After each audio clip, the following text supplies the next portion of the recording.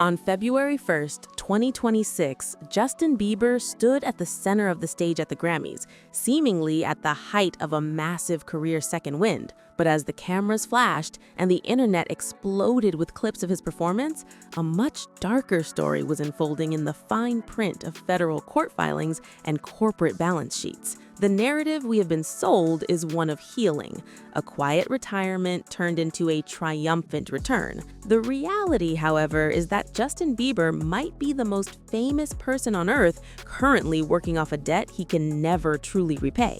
When Justin sold his music catalog to Hipgnosis Songs Capital for a reported $200 million in early 2023, it was framed as a historic victory for a young artist. The common belief was that Justin was cashing out, securing his family's future, and stepping away from the industry to focus on his health and his new role as a father. But that $200 million was not a gift. It was a high-stakes bet that has since turned into a legal and financial cage. Today, we're peeling back the layers of the 2026 Bieber comeback to reveal the 3 questions the industry does not want you to ask. How did one of the best-selling artists in history end up in a position where he had to sell his legacy at just 28 years old? Who actually walked away with that $200 million? And most importantly, is this 2026 stadium tour a choice, or is it a mandatory repayment for a lifestyle and a legal battle that has spiraled out of control? To understand the pressure Justin is under today, we have to look at the massive hole he was digging long before the catalog sale. According to a report from TMZ and various industry insiders throughout 2024 and 2025, Justin's financial obligations were far higher than the public realized. When he canceled the remainder of his Justice World Tour in the late 2022 due to his battle with Ramsay Hunt syndrome, he didn't just walk away from the stage. He walked away from massive contractual obligations. Per industry standard tour contracts, an artist is often liable for the sunk costs of a global production if insurance doesn't cover the full cancellation. Reports surfaced that Justin owed AEG, the tour promoter, upwards of $20 million in unrecovered expenses and advances. This was the first receipt that something was wrong. You don't sell your entire life's work just because you want a bigger bank account. You sell it because you have a fire that needs to be put out immediately. This leads us to the most shocking aspect of the 2026 comeback, which involves the shadow debt cycle. While the world thought the Hipgnosis deal cleared the slate, it actually created a new kind of pressure. Per the terms of the agreement disclosed in subsequent 2025 financial audits of the Hipgnosis Songs Fund, the $200 million payout was heavily front-loaded with clauses regarding future participation. This means that while Hipgnosis bought the rights to his old music, they also secured massive percentages of his image and likeness rights for a period of 10 years. This isn't just a music deal, it is a human capital deal. When you see Justin performing at Coachella 2026, you aren't just seeing an artist, you are seeing a corporate asset being deployed to maximize the value of a portfolio that is currently struggling under the weight of high interest rates and falling streaming valuations. Per Rolling Stone on January 15, 2026, a series of internal memos from Universal Music Group revealed that the label has been aggressively pushing for Justin's return to the stage to bolster their own stock prices following a series of massive AI-related lawsuits. In late 2025, Universal settled a landmark case with the AI company Udio, creating a new opt-in model for 2026. This model allows labels to clone an artist's voice for licensed use in exchange for a fee. But here's the catch. Because Justin sold his neighboring rights and artist royalties in that 2023 deal, he has effectively lost the power to say no to his own digital ghost. The court filings in the Salt and Peppa versus UMG case, decided on January 8, 2026, set a terrifying precedent. The court ruled that artists who did not originally own their sound recordings could not exercise termination rights under Section 203 of the Copyright Act.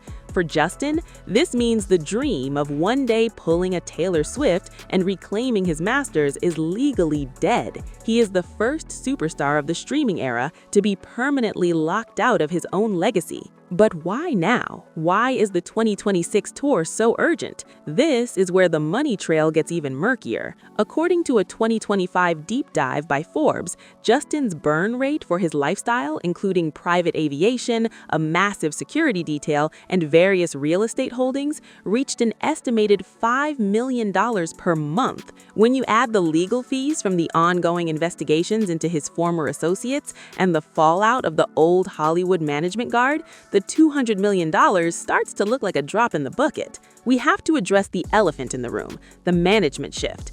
In 2024, Scooter Braun officially retired from management, a move that left many wondering what happened behind the scenes. According to a leaked affidavit from a related civil suit in late 2025, several of Braun's former clients were left with unresolved accounting discrepancies dating back to the late 2010s. For Justin, who signed his first major contracts as a minor, the reality of what he actually owns versus what he was told he owns is finally coming to light. Per the filing on February 4, 2026, just days after his Grammy performance, a new lawsuit was initiated by a group of minority shareholders in the Hipgnosis fund, alleging that the Bieber deal was grossly overvalued and that the artist's health risks were not properly disclosed to investors. This puts Justin in a horrific position. If the deal is deemed fraudulent, or if the fund collapses, the rights to his music could be sold off to the highest bidder in a fire sale. This is why the 2026 comeback feels so forced.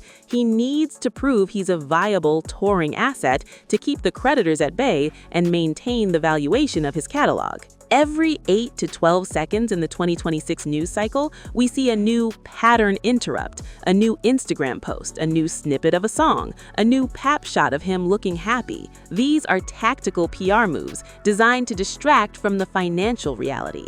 As a PR strategist would tell you, the best way to hide a financial crisis is to create a cultural celebration. The Coachella announcement, the Grammy performance, and the rumored Swag Stadium tour are all parts of a valuation protection plan.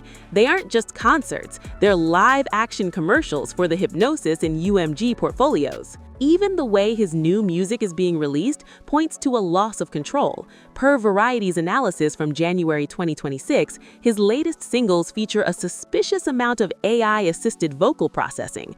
While the official line is that this is a stylistic choice, insiders suggest it's a way to finish tracks without requiring Justin to spend grueling hours in the studio, which his health may not permit. This is the reality side of the expectations versus reality map. The expectation is that he's back and better than ever.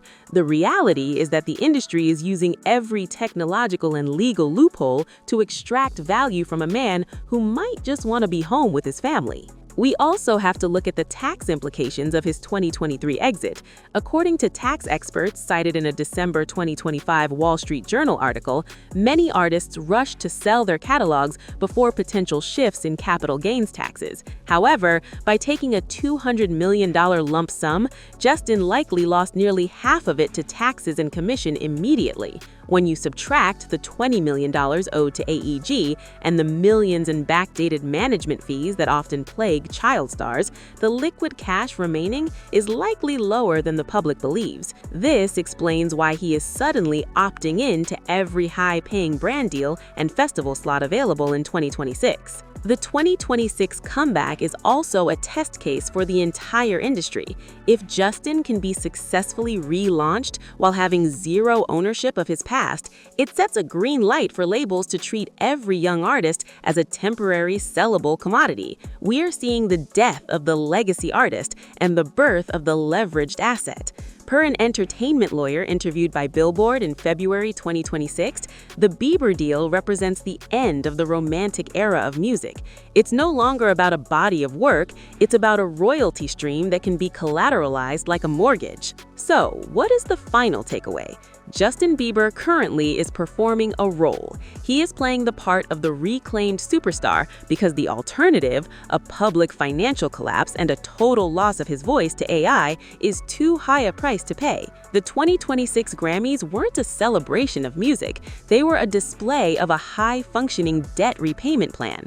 Justin has been monetized to the point of exhaustion. As we watch the 2026 swag era unfold, remember that the receipts don't lie. Between the AEG debt, the Hipgnosis valuation crisis, and the predatory Section 203 rulings, Justin is fighting for a freedom that he might have accidentally sold away for $200 million. The biggest lesson here is that in the music industry, the only thing more expensive than a failure is a massive manufactured success that you no longer own. If you want to see how this playbook has been used to control other major stars and how the industry plant narrative is being used to replace the artists who are fighting back, you need to check out our Fresh Celebrity Tea playlist. We've mapped out the entire corporate takeover of Hollywood, and the Justin Bieber saga is just the first chapter in a much bigger, much scarier story. You won't understand the 2026 Grammys until you see what's happening in the label's boardrooms. Click the playlist now to see the full receipts.